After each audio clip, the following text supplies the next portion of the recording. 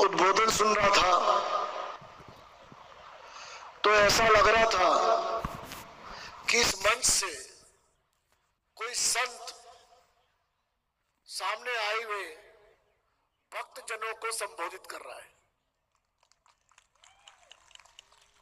कि इतने लोगों को एकत्र करने के लिए अगर ये कोई राजनीतिक कार्यक्रम होता तो मालूम नहीं हमको कितने संसाधन इसमें बिखेरने पड़ते। त्रिलोकचंद जी कि आपने 25 साल में इतना यश कमाया है। मैं सेल्स का बंदा रहा हूं, मार्केटिंग का बंदा रहा हूं, लेकिन आज मैंने आपको अपना गुरु मान लिया। 3 और उद्देश्य हमारे जीवन में जुड़ गए हैं: सेवा, संस्कार और स्वास्थ्य। अगर हम लगातार इस पे भी काम करते रहे और लगातार हमने लोगों को जागरूक किया तो शायद हम सब बहुत जल्दी एक नए भारत का निर्माण कर पाएंगे। और सर को ये वादा करना चाहते हैं हम कि सर हम खुद के लिए नहीं जिएंगे, हम इस देश के लिए जिएंगे। सेवा, स्वास्थ्य और संस्कार, ये इसको हम सब मिलकर के आगे बढ़ाएंगे और एक दिन मिसाल कायम करेंगे।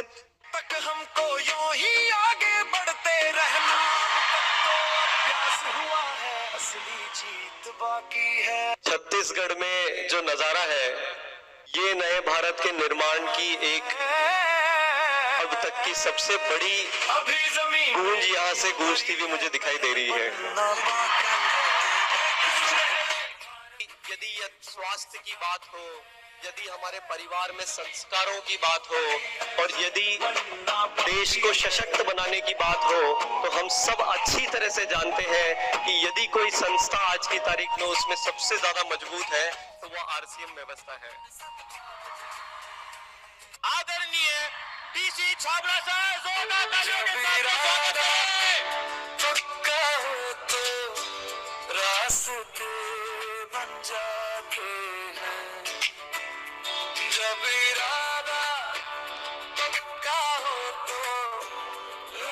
25 वर्ष का मामूली उत्सव नहीं है ये कोई सामान्य प्रोग्राम नहीं है, सामान्य आयोजन नहीं है। ये ऊपर वाले की एक बहुत बुलंद आवाज है कि मेरे प्यारे इंसानों, इस धरती पर आपके पास क्या क्या मौजूद है, अस्तित्व ने आपको क्या क्या दिया है, जरा उसको समझिए, जरा उसको जानिए। आप लोग जैसे जी रहे हो वो आपका रास्ता नहीं है। आपको मैंने इंसान बनाकर इस धरती पर भेजा है और ये रूपांतरण यात्रा हमारे उस इंसान को याद करने की यात्रा है।